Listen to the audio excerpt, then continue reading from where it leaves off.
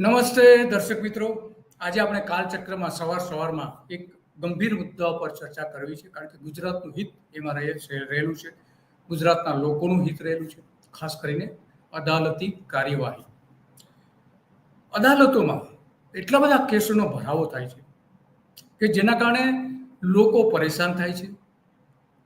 એક કેસ દાખલ થાય એટલે ઓછામાં ઓછા બે સામસામેના કુટુંબ, 2 થી વધારે કુટુંબ મળીને એક કેસ પાછળ 10 લોકો પરેશાન થતા હોય છે.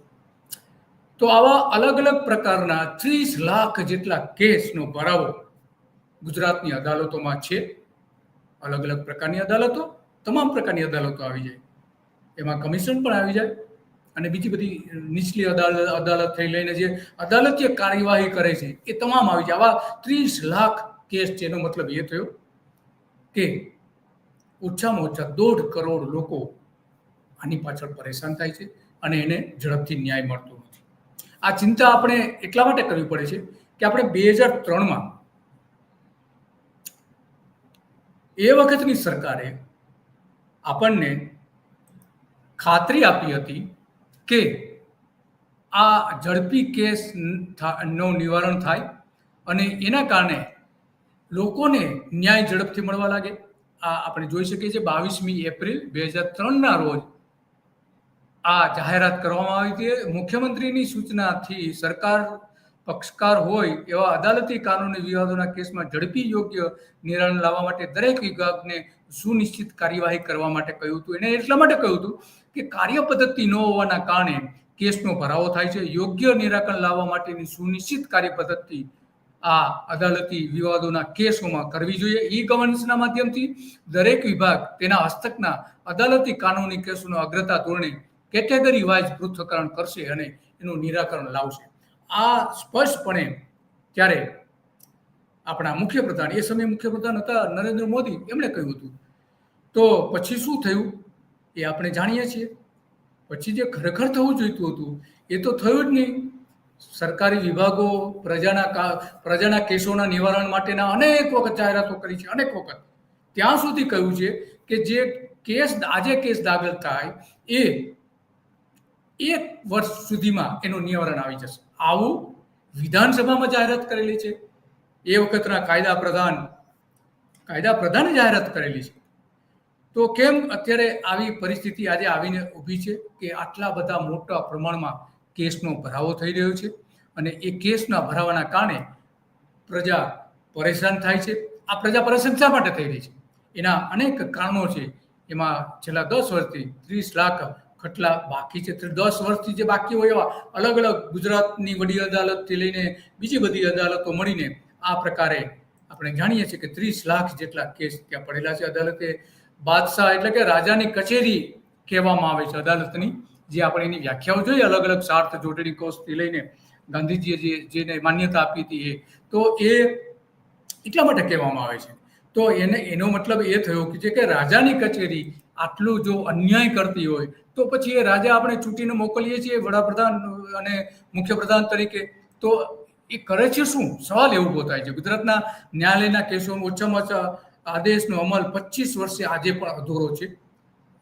25 વર્ષ પહેલાથી જ્યારે અશોક ભટ્ટ જ્યારે કાયદા પ્રધાન હતા ત્યારથી જાહેરાતો સતત થતી આવે છે. કેસોનો ભરાવો થાય છે, પૂરતા ન્યાયાધીશો આપવામાં આવતા નથી અને ગુજરાતમાં ન્યાયના વિલંબથી 1 કરોડ લોકોને અન્યાય આ જે અદાલતો છે, નીચલી અદાલત અને વડી અદાલત, આ બંનેની અદાલત, બીજા બધાને વાત છોડો, બીજા બધા સાથે તો લગભગ 1.5 કરોડ જેટલા લોકો પરેશાન થઈ રહ્યા છે કેસના ભરાવાના કારણે. ગુજરાતના વડા ન્યાયાલયમાં 1.77 લાખ ખટલા અત્યારે બાકી છે. વડી અદાલતમાં જે હાઈકોર્ટ આપણે જેને કહીએ છીએ અંગ્રેજીમાં, એમાં 1.77 લાખ કેસ ભરાયેલા છે.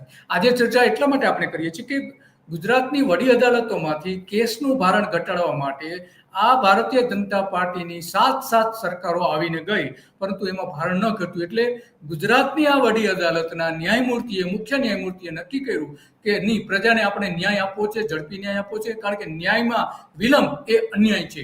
એટલા માટે આ 1.77 લાખ જે ખટલા પડતર છે એમાંથી જે 10 વર્ષ જૂના હોય, 10 વર્ષ કે એનાથી વધારે જૂના હોય એવા કેસોનો ઝડપથી નિકાલ કરવા માટે હવે જે શનિવારે હાઈકોર્ટ જે બંધ રહેતી હતી એ શનિવારે ચાલુ રાખવાનું નક્કી કર્યું છે. હાઈકોર્ટનો બહુ સારામાં સારો નિર્ણય છે. ભલે રાજકીય નેતાઓ નિષ્ફળ ગયા હોય પણ કોર્ટને આજે ચિંતા છે, કારણ કે એની હવે ક્રેડિટનો સવાલ આવી રહ્યો છે કે આટલા 10 વર્ષથી વધારે સુધીના સમયના આજે કેસ કેમ ભરેલા છે. 10 વર્ષ સુધીના ક્રિમિનલ ખટલાની સુનાવણી દર શનિવારે કરવામાં આવશે એવી ગુજરાત હાઈકોર્ટે જાહેરાત કરી છે. અને એટલા માટે આજે આ ચર્ચા કરવી પડી છે કે સરકાર ભલે નિષ્ફળ રહી હોય પણ આજના ન્યાયમૂર્તિઓને એને ગુજરાતની જનતાની ચિંતા છે.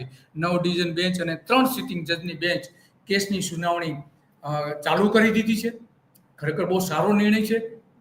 રાજકીય નેતાઓ વચનો આપે છે, એ કાળ ઇતિહાસ બની જતો હોય છે. ખરા ઇતિહાસનું અત્યંત કાળું પાનું બની જતું હોય છે, અત્યંત ખરાબ પાનું બની જતું હોય છે. અને એટલા માટે 600 ખટલાઓ આવા રજૂ કરવામાં આવ્યા હતા ન્યાયસભામાં. વર્ષો જૂના 600 ખટલા ગુજરાતની વડી ન્યાયાલયમાં. તો આ ખંડપીઠ અને સિંગલ જજની બેચ સમક્ષ સૌથી જૂના 50 ખટલા આ રીતે રજૂ કરવામાં આવ્યા હતા, કેસ રજૂ કરવામાં આવ્યા હતા. દાવાઓ જે હોય છે, સૌથી જૂના 100 કેસની સુનાવણી દર બુધવારે પણ થાય છે. દર બુધવારે તો થાય જ છે સૌથી જૂના, પણ એ ચાલુ દિવસ છે. પરંતુ આ રજાના દિવસે પણ શનિવારે કરશે. આ ન્યાયમૂર્તિઓએ જે નક્કી કર્યું છે સાચા અર્થમાં ગુજરાતને ન્યાય આપવાનું કામ કરી રહ્યા છે. કારણ કે આટલા મોટા પ્રમાણમાં જ્યારે ખટલા પડેલા હોય ગુજરાતની વડી અદાલતમાં, કુલ બધા થઈને તમામ પ્રકારના આવી જેવા 2 લાખ જેટલા આવા કેસ પડતર છે. અને ગુજરાતની નીચલી અદાલતોમાં 30 લાખ અલગ અલગ પ્રકારની નીચલી અદાલત એટલે એમાં અલગ અલગ પ્રકારના જે કોર્ટ જેવી કાર્યવાહી કરતી હોય સરકારી સંસ્થાઓ પણ આવી જાય છે. તો અદાલતે બાદશાહ મોદી 1917માં ન્યાય મિત્રો નિમણૂક કરવાના હતા, નિમણૂક ન કર્યા. દરેક ગ્રામ પંચાયતમાં ગ્રામ અદાલત બનાવવાની હતી, દરેક ગ્રામ પંચાયતમાં. એ પણ ન બનાવી. જો એ થયું હોત તો ગ્રામ પંચાયત લેવલથી જ એનું નિવારણ લાવ્યું હોત, પરંતુ આજ નરેન્દ્ર મોદીએ એ કામ ન કર્યું અને ગુજરાતને અંધકાર યુગમાં ધકેલી દીધી છે ન્યાયના સંદર્ભમાં. તો આ 200 ન્યાયી મિત્રોની નિમણૂક વડાપ્રધાન મોદી કરવાના હતા આખા દેશમાં, પરંતુ કર્યા કેટલા? 5 વર્ષમાં એમણે જે નિમણૂક આપી છે એ માત્ર ને માત્ર 27 ન્યાયમૂર્તિની શરૂઆતના 5 વર્ષમાં આપી હતી. પછી એમાં જે પ્રગતિ થવી જોઈએ, જે ધારી પ્રગતિ થવી જોઈએ, એ ન થઈ શકી. વાતો કરવી છે બધી, પરંતુ પ્રજા માટે અમલી કરી શકાય, નાગરિકો માટે અમલી બની શકે, નાગરિકોનું જીવન સુખમય થાય, એને ઝડપથી ન્યાય મળે, એ માટે કરવું કંઈ નથી. દેશની નીચલી અદાલતોમાં 4.17 કરોડ ખટલા એટલે કે કેસ પડતર છે. 4.17 કરોડ. ખરેખર બહુ ગંભીર બાબત છે. આટલા મોટા પ્રમાણમાં ન્યાયમૂર્તિઓ હોવા જોઈએ. ન્યાયમૂર્તિઓ મૂકો, કારણ કે ન્યાય આપવો એ સરકારની પ્રાથમિકતા હોવી જોઈએ, પરંતુ એ આપવામાં આવતી નથી. અને એટલા માટે દેશમાં 36 લાખ ખટલા 10 વર્ષથી વધારે જૂના છે. કુલ બધા થઈને 36 લાખ. ખરેખર તો આ સરકારોએ, રાજ્ય સરકાર, કેન્દ્ર સરકાર, તમામ સરકારોએ શરમથી માથું ઝૂકી જવું જોઈએ, પરંતુ એ અહીંયા જોવા મળતું નથી. અને એટલા માટે આપણે આજે આ સવારમાં કાલચક્રમાં ચિંતા કરીએ છીએ. કાલચક્રમાં જે આ બધું ફસાઈ ગયું છે, કાળના ચક્રમાં બધું જે થયું છે એ અત્યંત ગંભીર છે. અને એટલા માટે આપણે આ ચિંતા કરવી પડે છે. અને આ ચિંતા કરવાના અનેક કારણો છે. એમાંના રાજકીય નેતાઓ જે વચનો આપે છે, કાર્ય પદ્ધતિ વિકસિત કરવાની 2003માં નરેન્દ્ર મોદી કહ્યું હતું. આજે કેટલા વર્ષ થયા? આજે એને 22 વર્ષ થયા. 22 વર્ષ થયા. અને અનેક વખત વિધાનસભામાં જાહેર કરવામાં આવે છે, ગૃહ અને કાયદા પ્રધાનોએ અનેક વખત, કે 1 વર્ષમાં ગુજરાતના નાગરિકોને ન્યાય મળે. માનો કે આજે કેસ દાખલ થાય છે તો 1 વર્ષની અંદર, એટલે કે 365 દિવસની અંદર એનો જ ચુકાદો આવી જશે. આવી જાહેરાતો કરેલી છે, પરંતુ એ થતું નથી. આવી ગુજરાતમાં દરેક જિલ્લાઓમાં નવી કોર્ટ બનાવવામાં આવી છે. એક કોર્ટ બનાવી તો અત્યારે 100 કરોડ રૂપિયાનું તમામ જમીનથી લઈને બિલ્ડિંગ સુધીનું અને અંદરનું રાજ રચેલું ગણવામાં આવે તો 100 કરોડ રૂપિયાનો ખર્ચ થાય છે. એ ખર્ચનું પૂરું વળતર મળતું નથી. રાત્રિ અદાલતો ખરેખર ચાલવી જોઈએ. રાતના સમયે જે તાજા આવેલા કેસ પણ ચલાવવા જોઈએ, કે જેથી કરીને જે નવા કેસ હોય એમાં ઝડપથી નિરાકરણ આવી શકે. પરંતુ સરકાર નવા ન્યાયાધીશો નિયુક્ત કરતી નથી, કારણ કે એમને ન્યાયનો વિલંબ જોઈએ છે.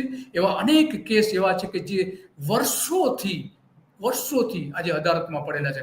2012માં એક કેસ કરેલો હતો કે જે શિક્ષકોની હંગામી નિમણૂક કરવામાં આવે છે, એ શિક્ષકોની નિમણૂકની હાઈકોર્ટે કહ્યું હતું કે નહીં, આ ખોટી પદ્ધતિ છે, તમારે દરેકને સમાન પગાર આપવો જોઈએ, સમાન ન્યાય, સમાન કામ હોય તો સમાન પગાર મળવો જોઈએ, કેમ નથી આપતા, એમ કરીને સરકારની વિરુદ્ધનું ચુકાદો આપ્યો હતો ગુજરાતની વડી અદાલતે. તો આ જ ગુજરાત સરકાર સુપ્રીમ કોર્ટમાં ગઈ અને સુપ્રીમ કોર્ટમાં 2012થી આજે આ કેસ પડતર છે.